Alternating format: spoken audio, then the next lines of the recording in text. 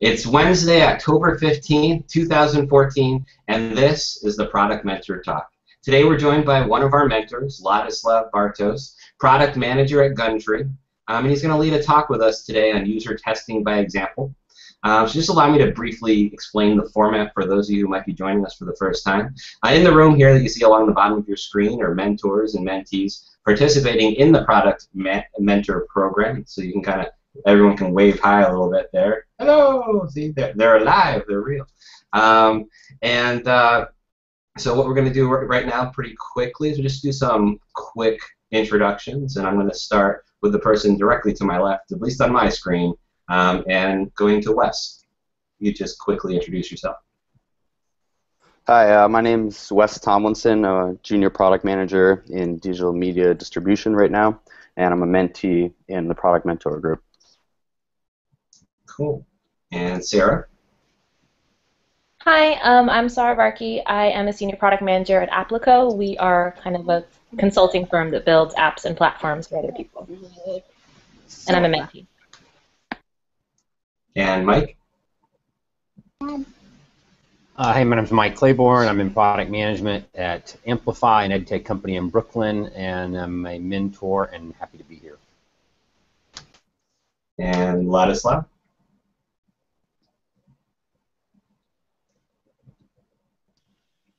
Hi everyone, I'm Ladislav Bartos. I'm currently working at Gumtree in London. It's an online classified platform and it's owned by eBay. Excellent. And Christina? Hi everyone, I'm Christina. I'm a project manager at an edtech company in Brooklyn, and I'm a mentee. Excellent. And I am Jeremy Horn, aka the Product Guy, and I'll be moderating tonight. And so those of you who are joining us and not in the room, please, if you must be joining us through the productmentor.com/live. And on top of your screen is the video. On the bottom of the screen that you're looking at is the Google Moderator area. So if you have any questions at any point in time, submit your questions to Google Moderator, and I will promptly, or fairly promptly, interrupt Ladislav and pass on your question. We'll get you answers in some near real-time action there. So with all that said, let me hand it over to you, Ladislav. Thanks, Jeremy. So let's start.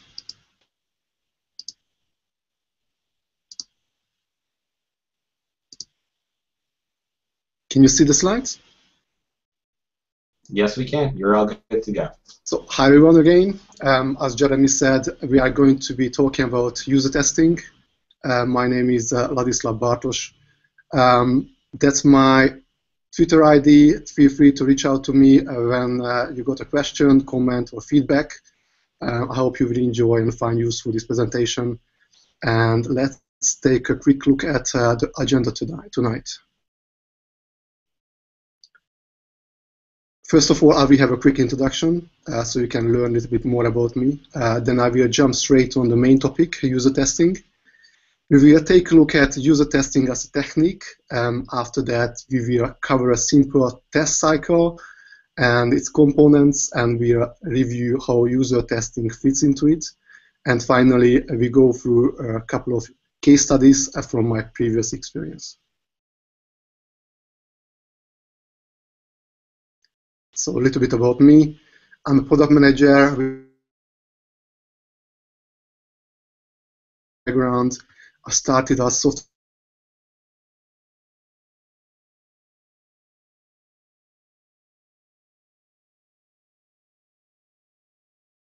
Hey, Ladislav. I think your mic might have fallen out there.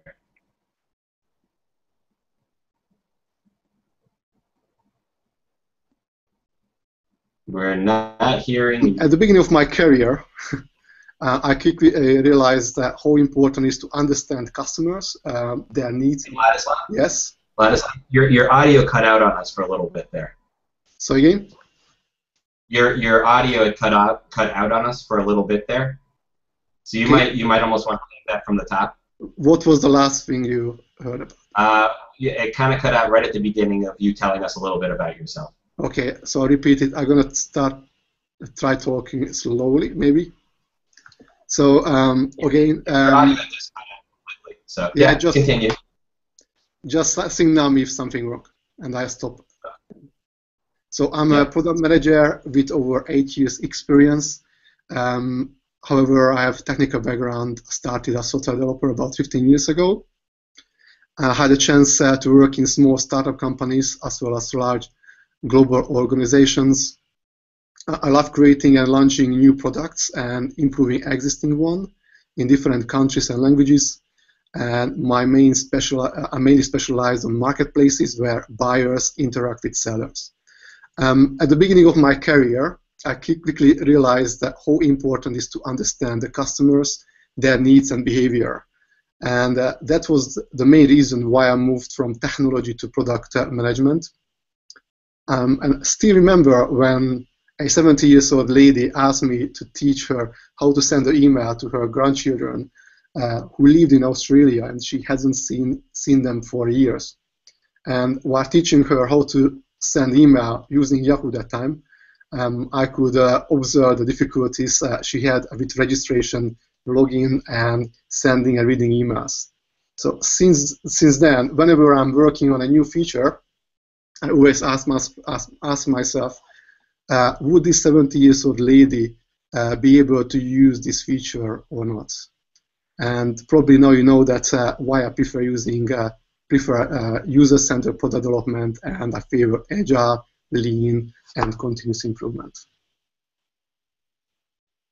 Okay, so let's move to user testing. What's user testing? I'm sure all of you know what's that. Honestly, it has many definitions. The one what I favor is that user testing is a technique used to evaluate product, concept, design, or assumption by testing it on users. It's a very simple definition, and it can be applied to any user testing. Why is it important? Honestly, I've never seen a website that couldn't be improved. And if your company is like most of the visitors leave your website without indicating the most basic level of interest. This is where user testing plays a significant role.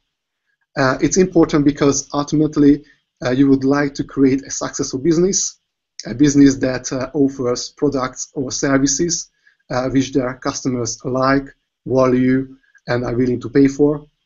And user testings help to find out why a product, service, or concept is or is not successful. There are different types of user testing. It can be quantitative or qualitative, depending on how you collect the information. The difference between qualitative and quantitative methods is that quantitative data is collected with methods that are controlled and statistically significant. Qualitative data usually involves collecting a rich, deep, open-ended feedback from a small number of people. And quantitative data conversely ask a defined question of a large number of people. And we will look at both options in more details in a minute. And with the help of user testing, basically you can increase revenue without increasing advertising spend, increase engagement, leads, returning traffic, and it plays well together with SEO, and it helps overall marketing and business strategy with its data-driven scientific marketing approach.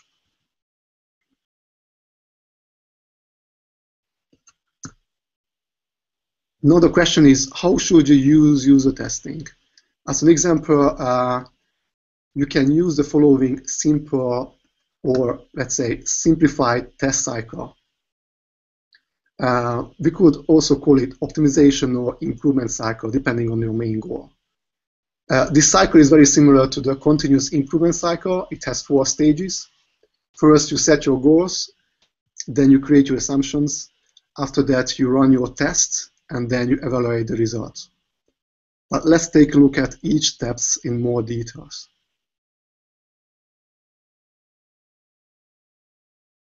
Before getting started, you will save yourself a huge amount of time by clarifying your goals.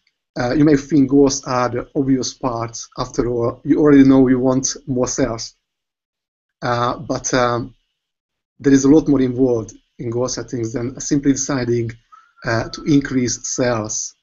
You need to track and improve the activities that deliver business results. Your goals for your user testing should flow from your marketing goals, which ultimately flow from the organizational goals and strategy.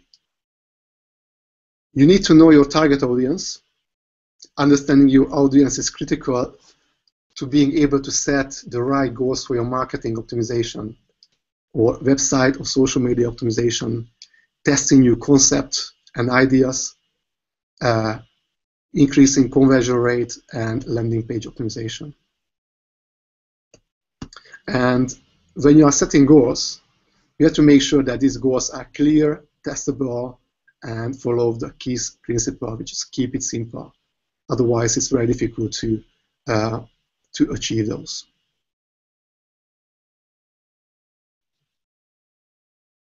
Step 2 is setting your assumptions. When you have set your goals, you can create assumptions how will you achieve those goals. You can create a list of changes and you are ready to go. But the most of the cases, it's not that simple because you have the following issues. You either don't have any assumptions or you are not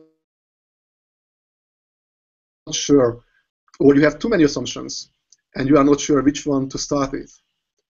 Or you have only your own assumptions, which comes from user preferences, which is also not ideal. So how can you deal with these issues? The answer is simple, with qualitative data collection, with qualitative data user testing. Qualitative user testing can help you to generate and prioritize assumptions for further testing. An example of qualitative user testings are usability tests. Probably you know about this.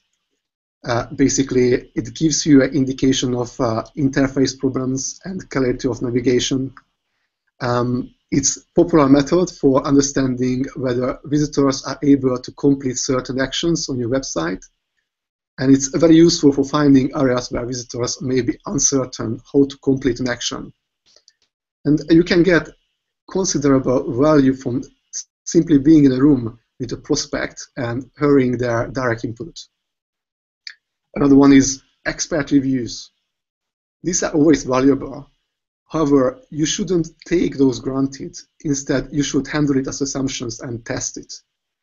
It's expert reviews and best practices sometimes can be dangerous because you cannot consider every single variation and every different aspect of your website. So for example, if something worked on website A, it might not work on website B. That's why if someone suggests you to do something, you'd rather test it first. Another one is ask your mom. It's a simpler technique. Think your mom as a typical customer visiting your website. Will she understand and able to explain in her own words what your website is trying to communicate? Now you could literally visit your mom, and probably you should do that more often. But this can also be a mental exercise to get into your customer's mindset. Another example would be consumer consulting boards, also known as research community. It's a carefully screened group of people who join a closed online platform for a certain amount of time. Communities are professionally and permanently managed by passionate moderators who interact with the customers, and it offers the benefit of consecutive learning, yield more relevant and deeper feedback, and gives access to more complex opinions.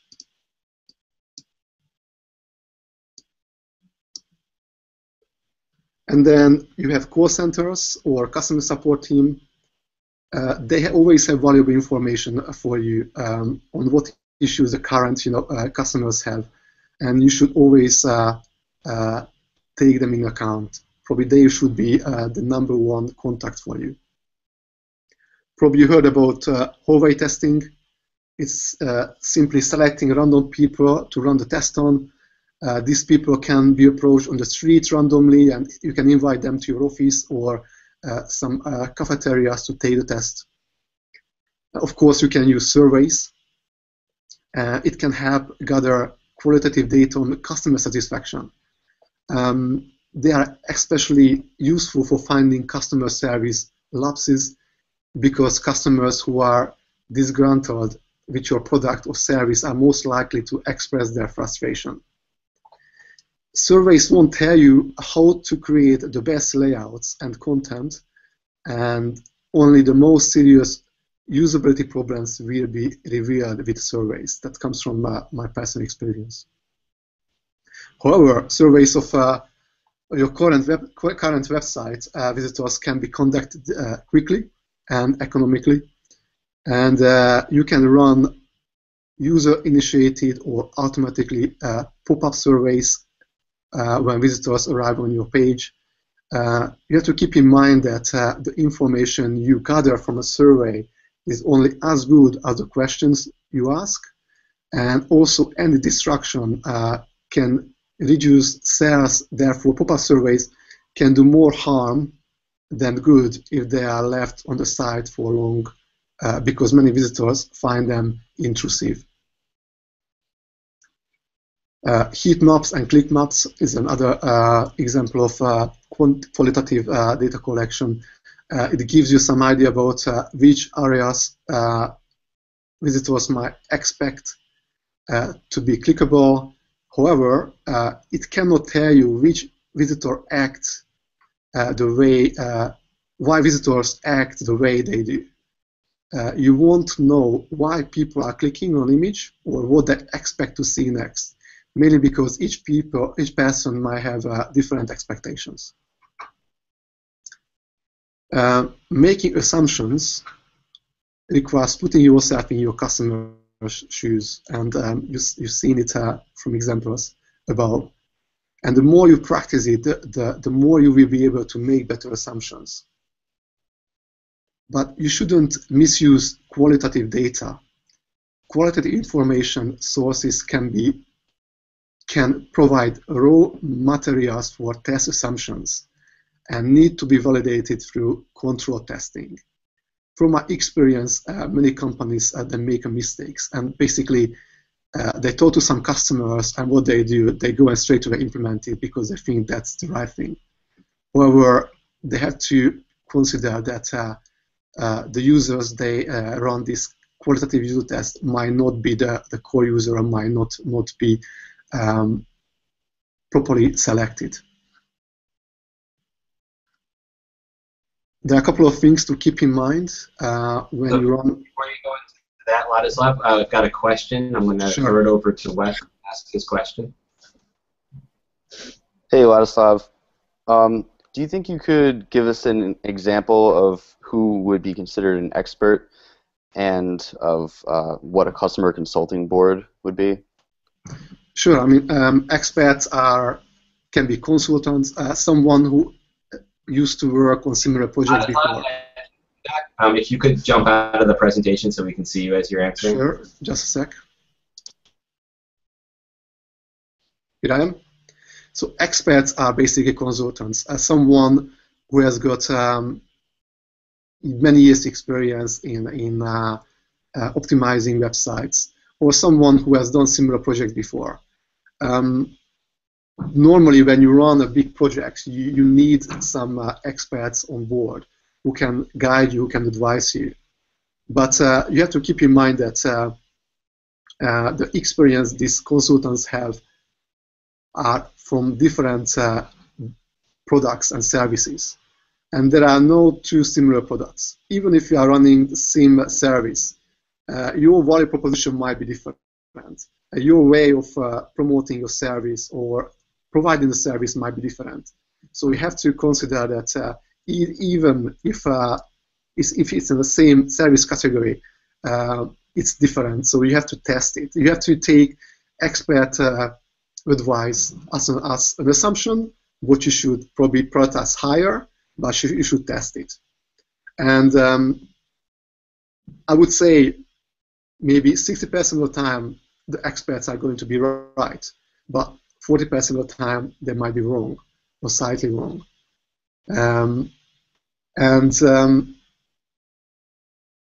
I would say I consider myself expert in some of these fields, and I used to make a mistake that yes, okay, I've got 4 or 5 years experience in this area, I've done it before, it's going to work, and when we run the test, we found out that I was wrong. Just imagine how were the user behavior 5 years ago and how is now. How people are using online, how they're using your website. You know, they are on mobile now, they are now on tablets now. They are on their behavior changed a lot. So what worked 5 years ago, it might not work today. That's why I recommend to take expert opinion as an assumption and test it. And I don't say you shouldn't, consider them. You shouldn't take them on board. You have to take them on board. You have to ask their advice, but test it. That's key to success. In terms of consumer consulting boards, I'm going to tell you about a project what I just ran recently. It's basically, it was complete response redesign of the website.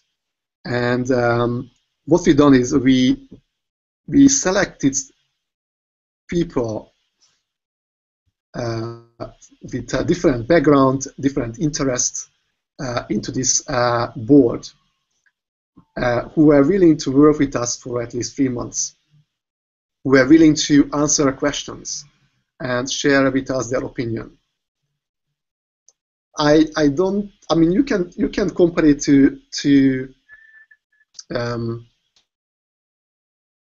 well, it's a research group. I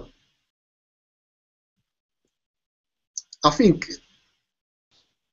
you shouldn't be confused with. I haven't got anyway. So imagine you have these users who are using your website, and you can, anytime when you want to run something, let's say marketing campaign, a change, you can reach out to them and they tell us what they think. You have to make sure that you don't select one type of users, that users are very segmented. So for example, in our case, Gumtree is a classified website. It has got different verticals. It has got motors, jobs, properties, for sale.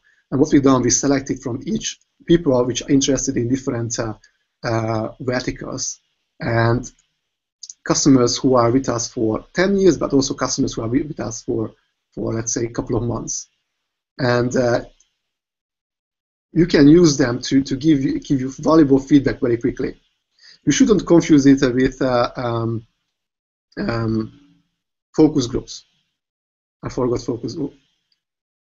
Because focus group is basically getting them in one room and asking their feedback. However, consumer consulting board, basically you can reach out to these people separately, and they can give you feedback separately, so they don't know what feedback the other gave you. And they can be anywhere. They are not in one room. They can be anywhere. They can be in the country. They can be abroad. Doesn't really matter. Or you know that they are willing to give you feedback. So it's very, very valuable. It's a very new concept. I'm not sure many companies used it before, but we use it for many different projects, and it was very valuable. Very cool. We also have a question that just came in from Sarah, so I'm going to throw over to Sarah for her question. Sure. Hi, unmute. Hi. I was wondering if there's just kind of a rule of thumb about how much time to spend on setting goals and clarifying hypotheses and setting assumptions, because I know that could go on forever, or that could be done too hastily and too quickly. Yeah, that's a great question. I think the hardest is when you just start. Let's say you just join a company and you've never done testing before. Probably you need to spend more time to understand your users. If you have no information about your target customers, if you don't really know who they are, probably you want to create personas. Probably you want to understand your target group more before you go and create your goals. Because imagine if you don't have this information, you create wrong goals and you create wrong assumptions, and your test is not going to work. So I definitely recommend that if it's new for a company, it happened before. I just joined a startup a couple of years ago, and they haven't done any testing before. The first couple of months, even for me, was to understand the product, understand the users, and probably I needed a month or two to have a clear understanding of how the product works, what the value proposition of the company, what is their goal, what is their strategy, where they want to be in half a year, where they want to be in a year, what are the current issues. Just spending a week with the customer support team can give you a clear understanding where they are. And after that, I would start setting goals. In case if you come on board and the company has clear understanding of who are their users, who are their customers, what they want, and is documented well, and you can easily consult with someone, it can be done faster. But I recommend if you need more time, just spend more time to understanding, getting this information, rather than just jumping in and start testing things. Of course, what you can do is you can always run some small tests just to get into the habit of testing, but you shouldn't, aim for big changes, big increase of conversion or improvements. And it's understandable because if you just, create any goal without any deep thinking through what customers need, probably it's not going to deliver that much value. You might be lucky, but most of the time you are not. Cool. And so that's all the questions we have at the moment.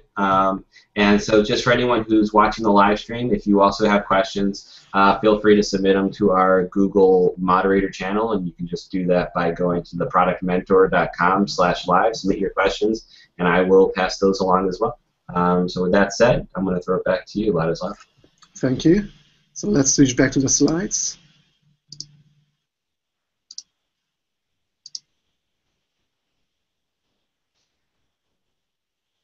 So we covered how to generate assumptions, and we talked about different tools you can use. And I'm sure that you heard about all of these, and I recommend you to try at least once each of those, so you understand what benefit each has. And each has different benefits, and none of these cover all the benefits. But there are a couple of things you should keep in mind when you run qualitative user tests. The half-tone effect is the one what you shouldn't forget. It's basically the act of observing a thing changes that thing. So when people know they are observed, they may be more motivated to complete the action. Or knowing that you are looking for usability problems, they may be more motivated to find problems whether or not they are actually important. So that's you have to keep in mind. Another one is the observer expectancy effect. Basically, researchers can unintentionally influence user testing participants and change the results.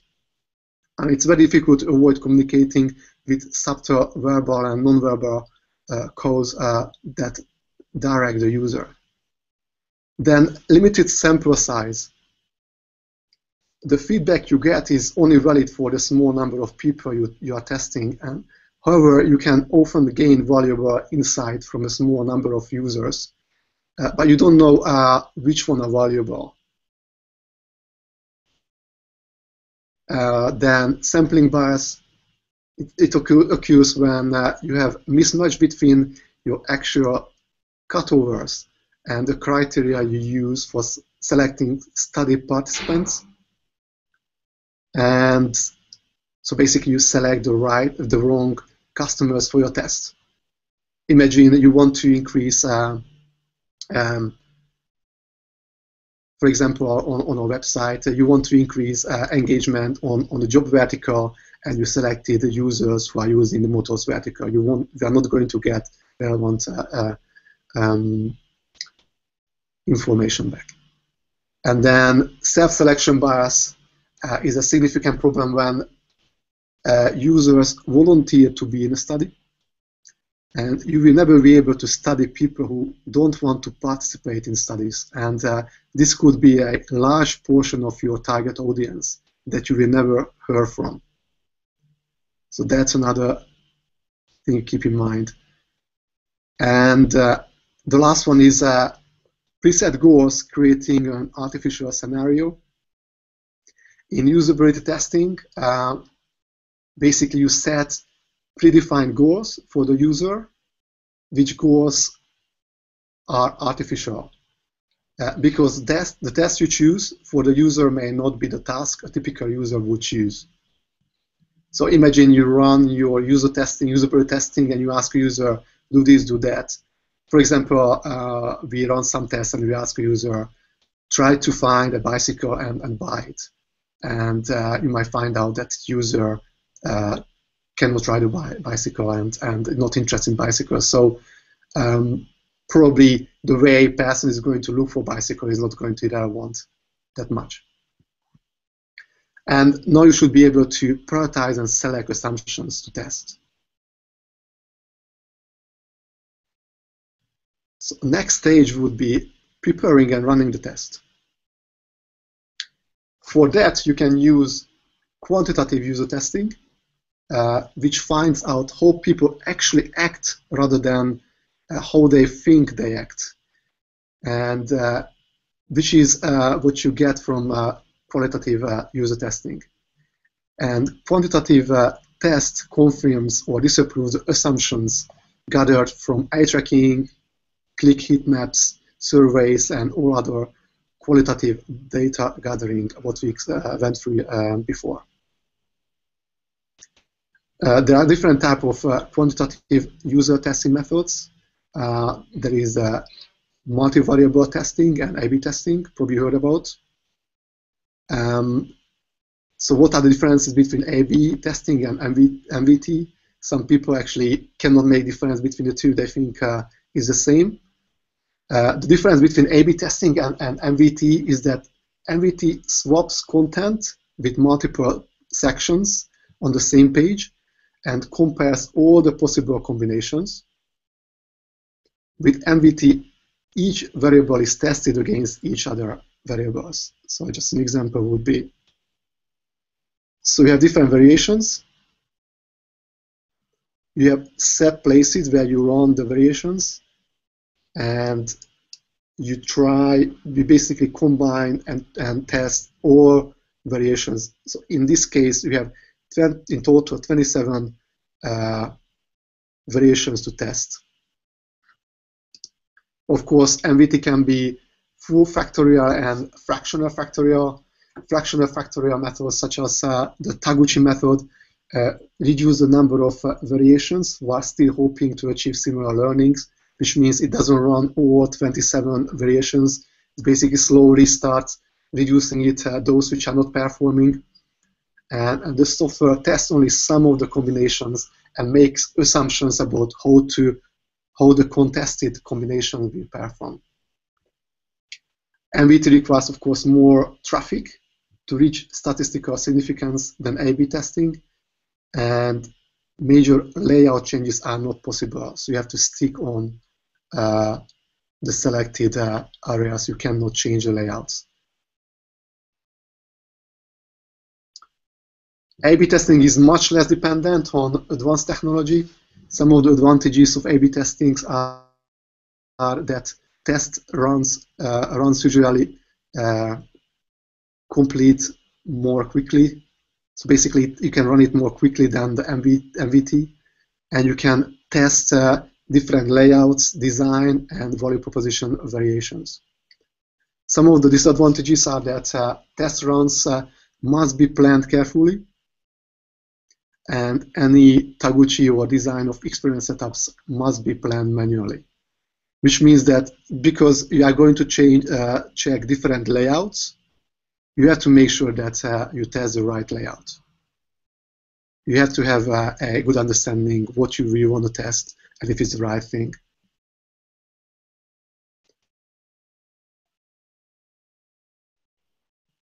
So you might think that you are ready to go, but you're actually not, mainly because it's not enough to run simple quantitative user testing. To be able to verify assumptions, you have to run control testing. And control testing requires structuring the experiment with valid control that is run concurrently with the challenger. So the control is basically the existing page or design, and the challenger is a new design you want to test against. The control group is the segment of the experiment population that sees the original unaltered web page that you are testing to improve, and each visitor in your sample audience on your website is entered into the experiment unaware. So when someone comes to the comes here, basically they don't know which one they are going to get, and they are randomly selected.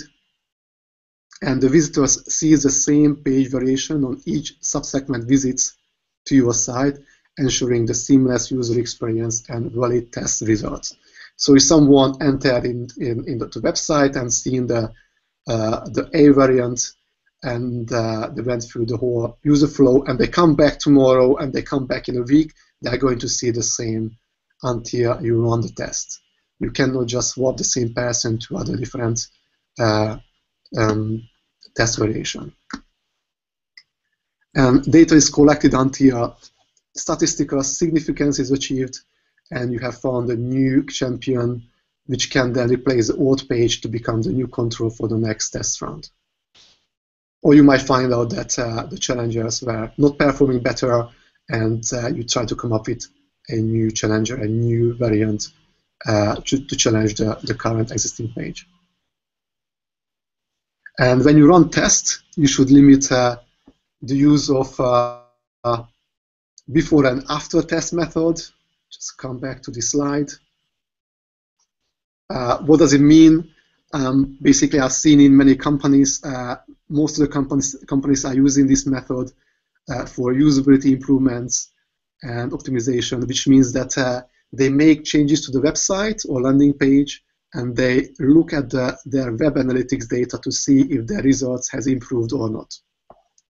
If the conversion rate or revenue increased, they attribute it to the change they made and consider it a success.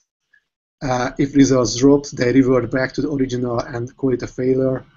This is a dangerous practice because it doesn't consider external factors, what you don't control, such as your competitors' activities, seasonality, marketing activities. It can be internal, external, product or service availability. A good example. Ladislav, we just had another question come in. Sure. I want to throw that over to Sarah so she can jump in there. Let me. Hello. I was just wondering, I know that you mentioned statistical significance, if there's a good just general sample size. I tried to get us to use Google Analytics because they have content experiments set up, but it was kind of difficult to get enough feedback in the time we had. It just kept saying no decision, and because I guess we didn't have enough traffic to that page. But I don't know if you have a general, if you're running it, how many people usually go for? Yeah, absolutely. I mean, that's a great question. You have to run this test until you don't have a significant statistical. Yeah, until you don't have the statistical significance. So some cases, for example, at my current company, we have 20 million uniques per month. We can run a test for a week. I used to work in a small company where we had to run it for a month. So it really depends on how much traffic you have. And that's just going back to planning your test. One thing you have to keep in mind is exactly what you just mentioned. Imagine if you know what are the issues and you prioritize your test. Probably you want to prioritize higher the test on the page where you have more traffic, because you're going to be able to get back feedback faster. So when you do the prioritization, you basically create a list of pages, create a list of tests you want to run. Probably you have your top 10 or top 20 tests, and you start ranking. You say, okay, let's rank which test is going to give us the most benefit, which page actually can be run quicker, so we have more traffic on that page, and also we have to consider on which page is easier to implement the test. So, for example, homepage, you know that the CEO likes the homepage; they don't want to make changes because that reflects the company and the image. So whenever you try to make a change on the homepage, they are just scared. Don't do it because we have to follow the guidelines. Rank it lower on how easy it is to run the test on that. And then you adapt the ranking, and you might find that probably the home page, which has the most traffic, is not going to be the place you're going to run tests.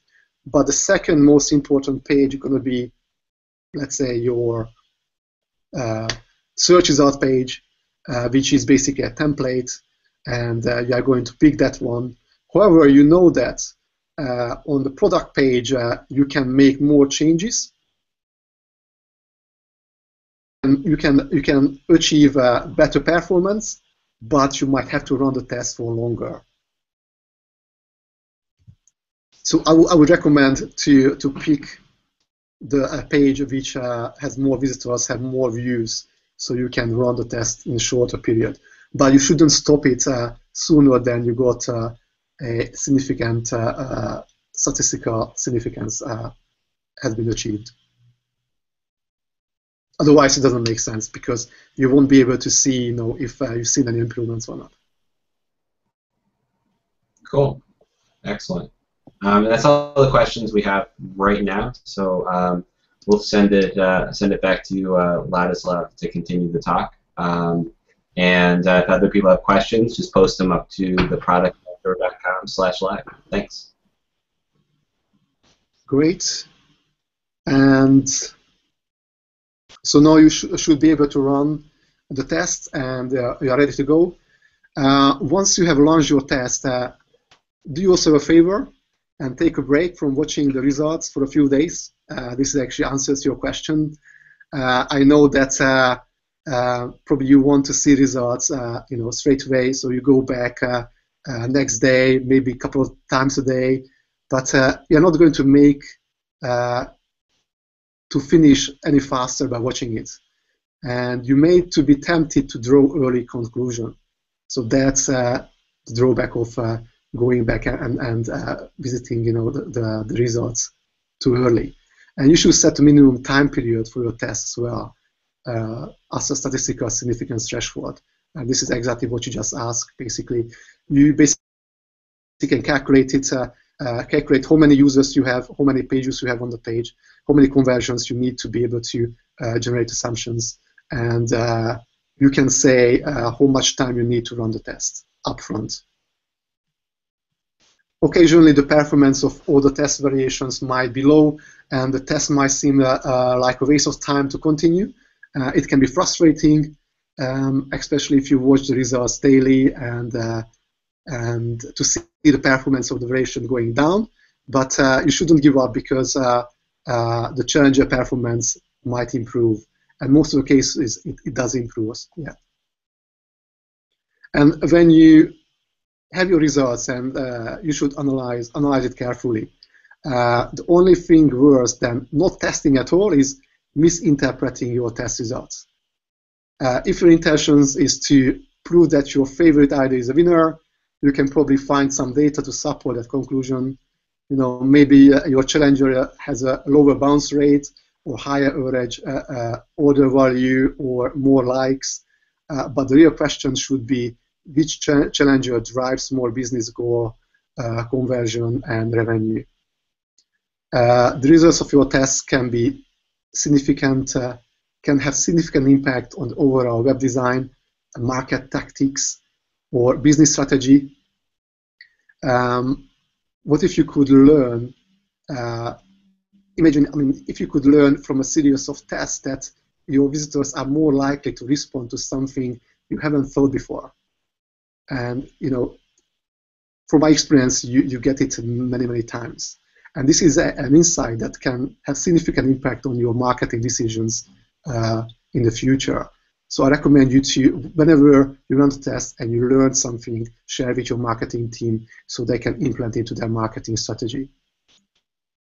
And when you have your test results, you verify your assumptions, probably gain some marketing insight. Yeah, you are ready to start again from the beginning. And the beauty of this test cycle is that you learn more and more by completing more and more tests. And it's honestly, it's a never-ending story. So you basically test, and you have to test again. You have to test again. And as I said, probably you run some tests today, but user behaviors are changing rapidly. Maybe in half a year, you're going to have different type of users coming to your website because your website is growing that rapidly. Or maybe a new technology was released and the user behavior changed, and it has an impact on user behavior. So you should run tests continuously, and it should be part of your continuous improvement. So that's all about the boring part. Now comes the fun part, case studies. I've got two case studies. One is a more specific case. Another one is a big project what I was recently working on. Case study one is when I was working at Visual DNA. I'm not here to promote their business and talk about their business process, just cover the test. Basically, their main goal was to improve completion and subscription rate. The product was a personality quiz based on psychographic user profiling techniques. So it's very, very sophisticated quiz, and basically that was the core of the business. It's very, very important product. And the main issue was that the completion rate was low and subscription rate was low as well. In terms of the user flow, basically you have an engaging banner, the user landed on a quiz, they answered the questions, and they ended up on a result page where they had the option to subscribe. Very simple, but actually it's quite complex as well. And what were our assumptions? We have two types of assumptions. One was related to the quiz and one was related to the landing page. We thought that introducing start page at the beginning of the quiz will lift start rate. So more users are going to start a quiz if we have a start page explaining what the quiz about. And then also we thought that simplifying the questions will lift the completion rate. Simplifying the images, the answers. As you see, there's a question and answers are images. That's why it's psychographic profiling. Simplifying the images will lift the completion rate. Reducing the length of the quiz will lift completion rate. The quiz was very lengthy. It has 60 questions. Showing the progress bar will lift completion rate. And last assumption for the quiz was that being able to stop and continue the quiz later will increase completion rate. In terms of landing page related assumptions, what we thought is that removing mandatory subscription will increase subscription rate. Basically, when you finish the quiz, we told the user, you have to put your email address and then you can see the results.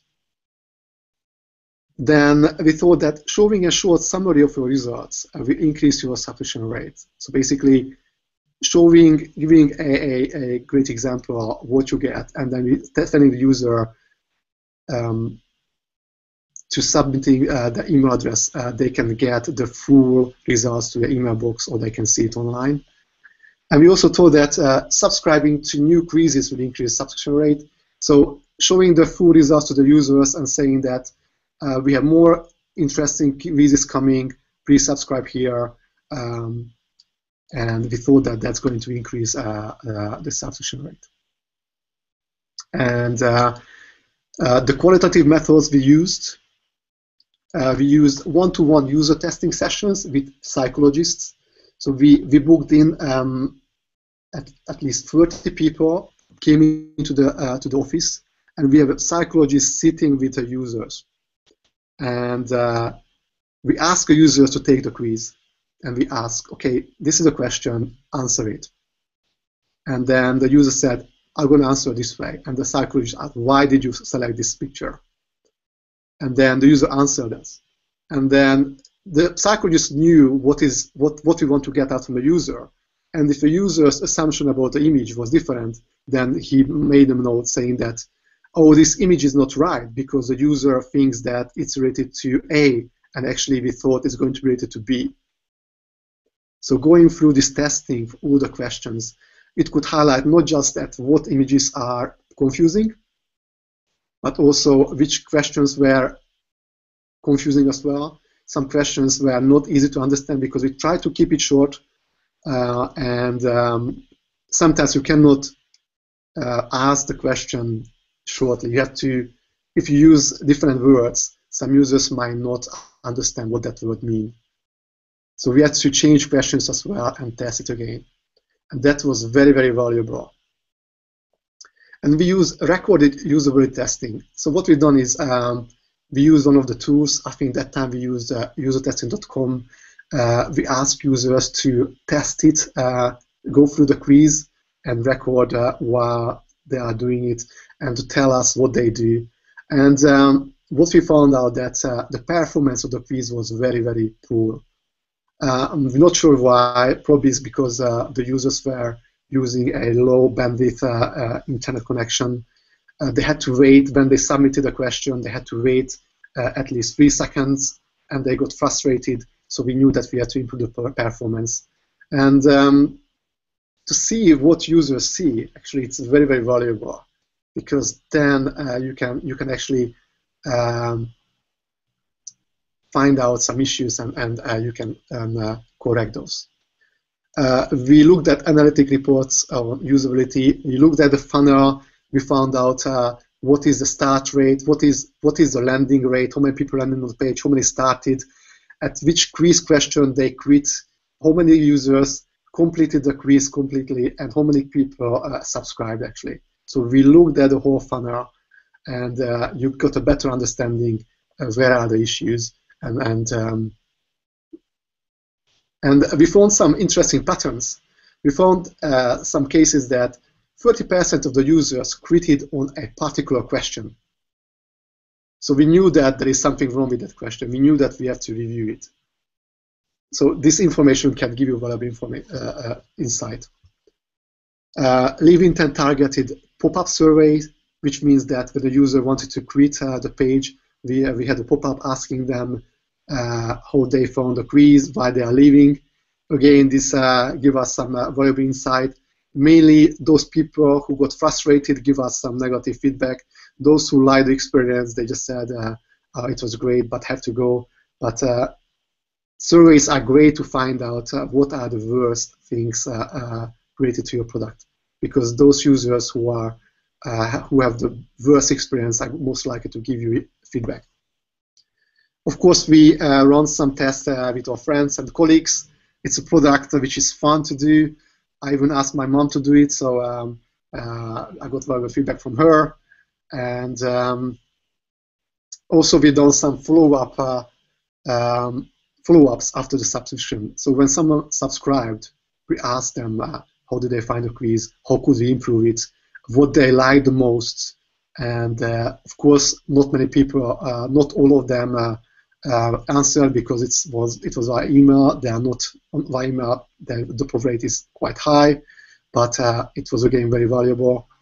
And we've done some hallway testing. We just went to the street and asked users we bought some coffees for you we offered some coffees for users or people in exchange to going through the test. And we were surprised that the rejection was very, very low. When we told them what is it about, and we told them their insight is very valuable, basically they were keen to help you. And the test results. So we ran about 20 A/B tests in about 3-4 months. It was quite intense, but it was very valuable. So what we learned that start pages reduce the start rate, basically distract the user. and it doesn't engage. And we learned that the optimal length of the quiz were around 40 questions. If you reduce the number, it doesn't really guarantee the completion. And the quiz completion was higher when it started with this easy question. What was interesting is that when you start with the easiest question and then you make it harder, and you leave the hardest one at the end, users are more willing to complete it because they are getting closer to the end. So what they think is, oh, okay, I've already answered 30 questions. I can answer the next 10. However, when you start with hard questions, they just give up very early. They say, oh, okay, this is question number 2. It's too hard. It's going to be like this till the end. I just don't bother to do it. So that was a great valuable insight. The meaning of some images were not clear, as I mentioned before. We had to replace those. It was funny when we launched the same quiz in different countries. We had to revisit the images because the type of the houses we showed on image is different in different countries. So showing a typical American house in the UK wouldn't work because people wouldn't get it, and vice versa, showing a typical house in the UK in the US wouldn't work. So we had to localize images, which is very interesting as well. Short questions and using simple language help completion. The progress bar increased completion rate, and most of the users who stopped the quiz never came back to complete it. In terms of landing page related findings, users didn't like to be forced to subscribe, of course, and users prefer to subscribe to view the full results compared to subscribing to new quizzes. So that was another interesting finding. So I want to just jump in right there. I got a question here from Sarah again. So let me hand it right back to you, Sarah. Sure. I guess I'm asking all the questions. You mentioned usertesting.com. I was wondering how you would compare that quality of results versus the psychologist, because where I work, we're pretty small, and most of our companies don't have research arms either. So I've been trying to get us to use that at the minimum, so we have something. But absolutely. I know maybe not the best compared to one-on-one psychologist. So having a psychologist on board is not cheap, and scheduling people, 20 people coming into your office, is just take a lot of time and effort. Again, it depends, how much time do we have to launch the product, and how valuable information do we want to get. For us, having a psychologist was key because when we promoted, the value proposition of the company was that it's it was a quiz created by psychologists, and we couldn't just miss this. We couldn't just create any quiz. So that was part of value proposition, and it was a key element to make the product successful. In terms of user testing, the turnover is a lot faster. You can create a test, in an hour, and you can get feedback in next hour or two. However, you might find that sometimes it's very difficult to find the right people to test your product. And that time, it was like 3 years ago, these tools were not that widely used. So, for example, we wanted to use someone in the UK, and we didn't have that much money. They didn't have that much users testing from the UK, being able to test in the UK. Another thing, testing, hallway testing, the other good example. You can just go down and talk to users. But again, you cannot really choose who are these users going to be because they're going to be random. So there might be someone who is familiar with a website, someone who is not, someone who is who can clearly define what they feel about the product, someone who might not. Also, capturing what they say is very difficult because probably you are sitting in a coffee shop, they are working on your computer, you have to record it, you have to make notes, and then you have to go away, you have to write it up. So everything has its benefits and its advantages and its disadvantages. I recommend you to try each of these and to pick the right tool. At one point, you should try all of these, but you should pick the right technique for your project. Again, if you go back to what is the goal of the project, what is the time scale, how important it is for the business to make that improvement. If it's very important, then you should get more testing done and more specific testing. If it's not that important, then just go for cheaper solutions. There is no right answer. It all depends on a situation. What I normally do is basically I go after manager and tell them these are the options we have. And I tell them the benefits, I tell them the costs, I tell them which one is my preferred test, and normally they say, yeah, that's my preferred test as well. Just because they know that we are not going to go with just one option. They see that you understand what you are doing. They are going to trust your decision. But always go with different options and always tell what are the benefits. And if you don't have experience, just tell your manager, I would like to try this now, I would like to try that now, and learn what are the benefits of each testing. Awesome. Cool. We don't have any questions right now, so feel free to start. If you have other people have questions, keep them coming to Google Moderator. Especially, you don't have to just be Sarah in the room. We can take a lot of people from the live stream who I see all online are participating. So with that said, Ladislav, back to you. Thank you. Okay, case study number 2. That's going to be a little bit more quicker. This was a huge project. This is basically this project ran at my current place, and it was a complete responsive redesign of the website. And it took about 6 months to do it. And the main goal was to maintain revenue and user engagement. As you probably know, that the designing website has got huge impact on engagement. Normally, you see that engagement drops, revenue drops, and basically our challenge was that we basically had to launch a responsive website, and we had to maintain the engagement. So, and basically, we were told this is an issue, we have to deal with it, and whatever you come up with, we support it. What's the product? It's basically a general classified website with different verticals: jobs, motors, properties, services, items for sale, pets for sale, and events. Probably you are familiar with Craigslist, and you get everything there.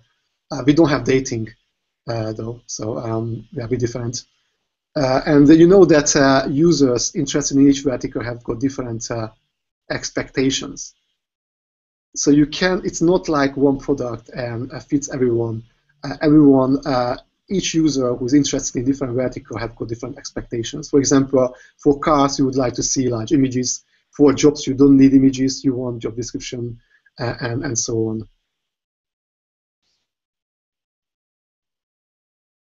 So what was the plan? The plan was to focus on mobile users first. We knew that mobiles are the most challenging in terms of user experience. But we knew that we can run parallel to the existing website. And we knew that it has less impact on core users. So we knew that core users were using mainly the desktop website. And then we wanted to convert tablet users, which users are less affected, and we could build on the mobile experience. And then we could launch desktop experience, and we could compare to the new design with the old design. And then when we got the right results, we could replace the existing website with a new responsive version. Assumptions, these are not very detailed because the project it's huge. We had to make hundreds of assumptions for each part and feature of the website, and these are just the high-level assumptions. We knew that users don't like changes, and well, we assume that users don't like changes. Users don't like to lose existing functionalities, and users like simplicity and consistency, and speed matters. And on mobile device, the assumption was that on mobile device is the hardest to create a great user experience. The qualitative methods we used were 5-second tests. At the beginning, we created different designs for different pages, and we asked users to tell us what they remembered after 5 seconds. And we run a lot of these tests. It's very, very cost efficient. It doesn't cost that much, and you can run it very quickly. So we could get back feedback from users nearly immediately. We done hallway testing similar to the previous project. We recorded usability testing, which was very, very handy, mainly when you were viewing users using their mobile devices on when they were not on Wi-Fi. And when we saw how difficult it is to use our website on mobile devices. And you might think that a mobile website is easy to create because it has less features, but actually is very, very complex. And I'm going to cover it later why. And of course, we use analytics reports and on usability and on-site and pop-up surveys. Which were very, very handy because, again, as I mentioned before, you can get back the negative feedbacks through surveys the most, because those people who can find the survey link or are willing to write 10 sentences are those who are very angry and they don't like the experience, and they really highlight the biggest issues you have. And of course, we got feedback through the customer support team. We have a customer support team of 20 people, and we are constantly engaging them, and we got back feedback from them.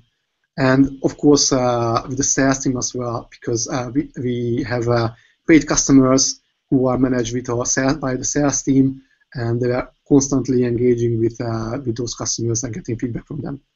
And as I mentioned before, we run this consumer consulting board, which was also very handy.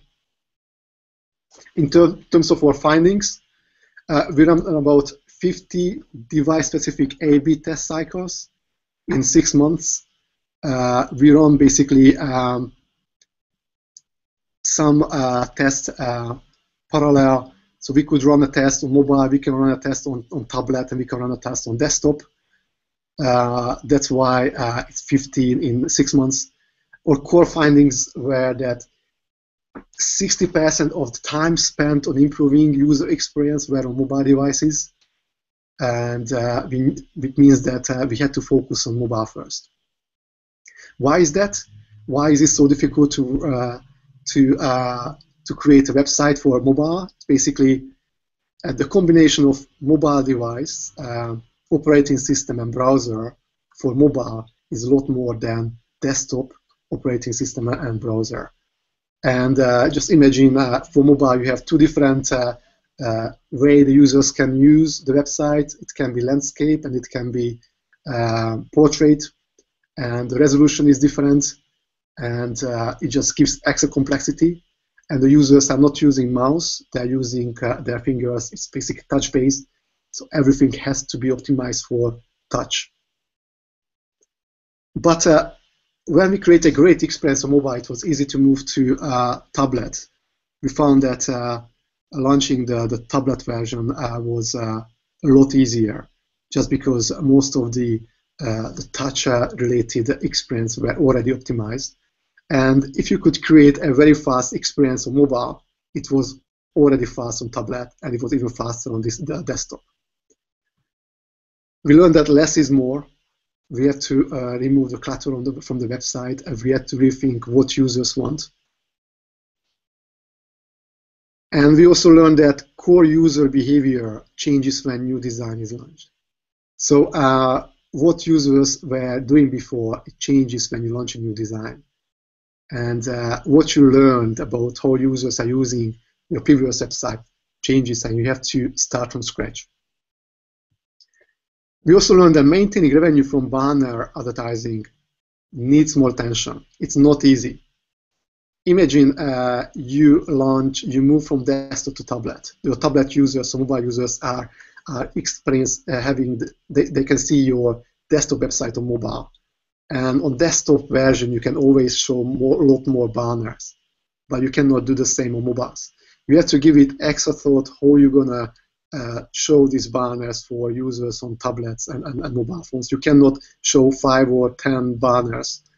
Instead, you might be able to show 2 or 3 maximum.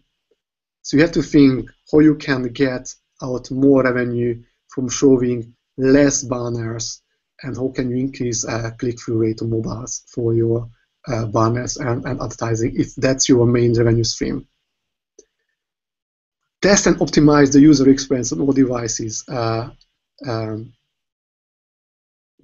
so you should test the user experience separately. You cannot assume that a user can use a mobile device and they're going to be able to use your tablet, and they're going to be able to use desktop, because the experience is different. And you have to optimize it for the device. And you should release the new website sequentially. So what we've done is basically we launched first the mobile.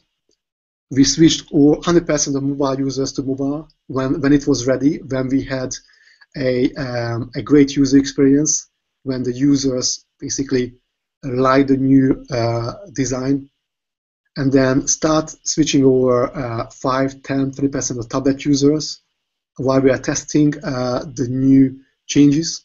And when we were happy again with the results, we switched to 100%, and we've done the same with desktops. We tested, and we ran A/B testing on 5, 10% of the users. And when we were happy with the results, then we switched fully. And this is what we ended up.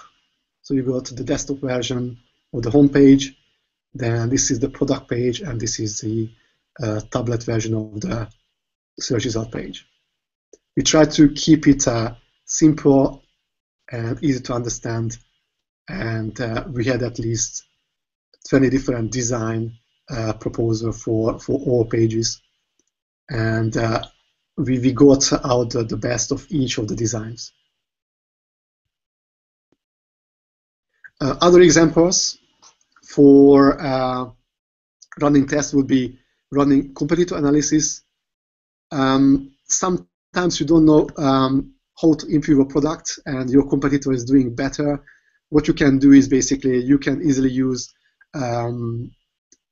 usertesting.com to set up a test on your competitor's website, and you can find out how users are using that, what they like about their website.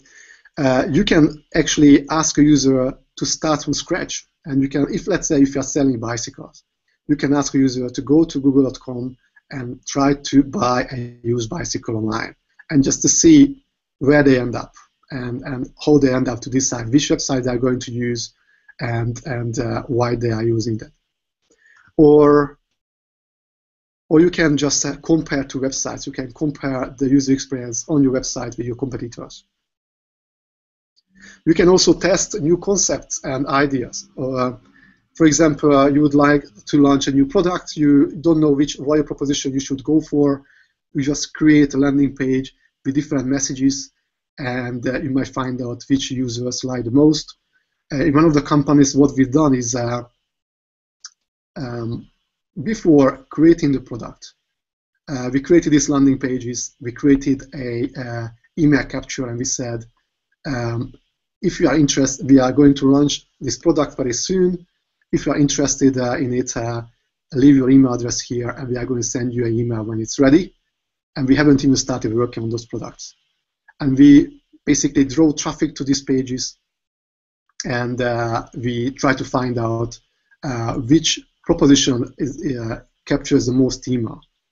And looking at analyzing that proposition, we could create a better product, a product which engages users more. And that would be it. And so I got one more. I got another question from Mike in New York, and his question, and I'll read it off to you, is can you discuss device-specific testing? How do you select devices? Hit critical mass for each, etc. Yeah, that's a great question. this is when you look at your analytics reports on usability. You look at how many users you have, how many of them using what type of device, on the device, which operating system, and which browser.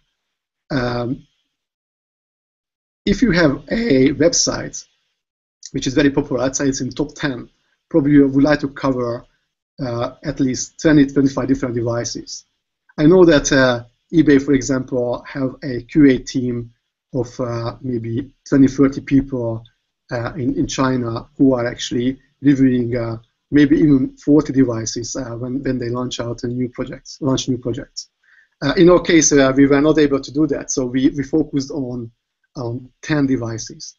Again, it depends on how large is your QA team, how much money you can spend on your project, and you have to, of course, you create a list of preferred devices to test, and you have to cut it somewhere. So you might, if you're a small company, you might cut it at 5 to say these are the top 5 devices or device and browser and operating system combination. So I'm going to test that. If you have a larger company with more resources and more funding, then you might say I'm going to cut it at 10, 15. If you are working for a huge company, you might say I'm going to cover 20, 25 devices. But what you need is basically create these prioritized lists. And one thing you should keep in mind that this list is going to change month on month. So let's say iPhone launches a new phone. In a month, basically, all this is changing. So you have to keep your eye on how does it change. You have to make sure that you follow the market.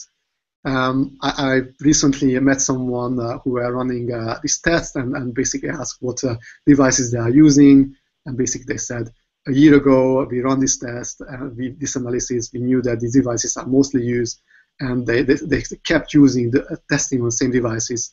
However, the market changed a lot, and since then, 5 other devices were introduced by Samsung, by Apple, and the market changed. So you have to keep your eye on the market and be updated whenever you run a new test. Make sure that what devices are used haven't changed. Imagine when tablets were launched, everyone was testing on desktop. No one thought about testing on tablet, but now you have to decide. You have to make sure that you're going to test on different devices. If you said in your slide that you did 50 device-specific tests.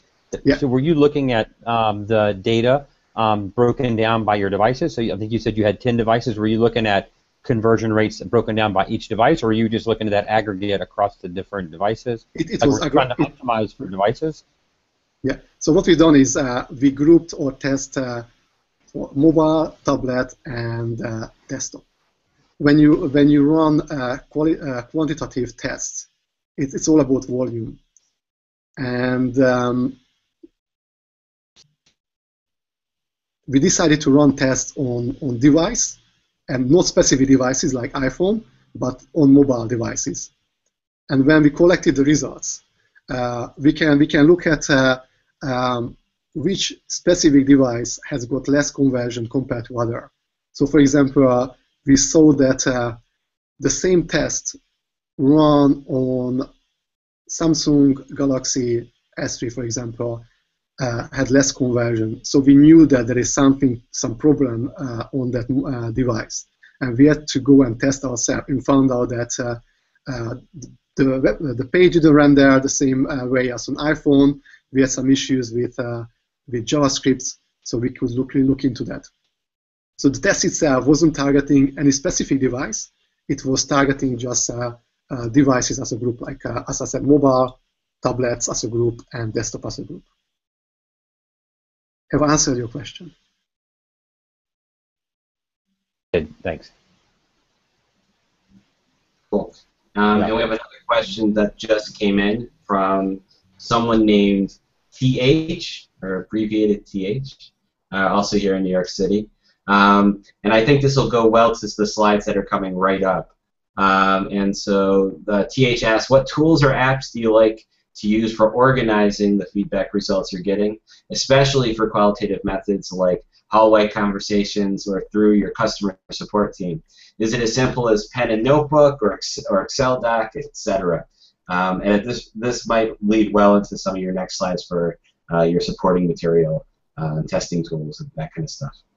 That's a great question. Actually, we have trouble to collect and categorize feedback from users. Imagine if you run different type of tests. When you run hallway tests, and most of the results are basically in your email, your created documents, a test report. When you run a test on usertesting.com, it's in usertesting.com. Of course, you can export it. If you run some other tests, it comes with different formats. What I suggest to do is collect all those, create a wiki page which summarizes your finding. So you can go into details of what you learned. You can create 10 pages. You can write 10 pages about what issues the users have, or what they liked. But what you need is basically no one is going to read that. What you need is one person who's going to go through, or a couple of people going through all the feedback and create this short summarized report which highlights the core issues the users have, which have to be sorted out very quickly or soon. The features of what users liked, and what you learned, something what you can share with your marketing team, sales team, with your business, so they can use this information to make better decisions in the future. If you create a 10-page long summary, no one is going to read that. They're going to fall asleep after the first one. So what you need is basically one page. You can attach all the documents which captures all individual tests into it. So if someone wants to go through this separately, they can do it. But I would recommend to have one or two dedicated people who are actually going to collect all this information, analyzing it and summarizing it and sharing it to the team. It can be time-consuming. We had actually dedicated people doing it full-time. Again, depending on your project, depending on the importance of the trial, you can either have dedicated people doing that, but if you run less tests, let's say you do one or two quantitative tests, and you do the qualitative test and you analyze it, you can have one person doing that if it's a small team. Again, you have to keep in mind when you plan the test, it has to be part of the planning process. You cannot just say, okay, we are going to run the tests, it's going to take 2 weeks, and on Monday, following Monday, we are going to have a report, because you might need at least a couple of days to summarizing it, making sure that you understood properly what you learned. In terms of tool, use a wiki page. But it's more important to create a summarized page than using any tool. Excellent. So we don't have any other questions in the moderator channel right now, so you might want to go into the wrap-up part and kind of just touching base on some of those tools and recommended readings that you have. Yeah, sure. So I've got a couple of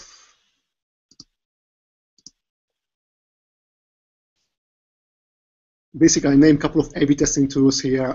Probably you use most of it, or you heard about this. It's hard to say which one is best. Each of these are really good. So whichever you go for, you're gonna like using it. These are very advanced tools, and you're gonna benefit from it for sure.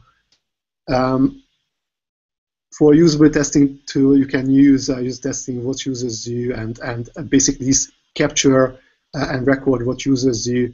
Again, you can go for a better pricing option.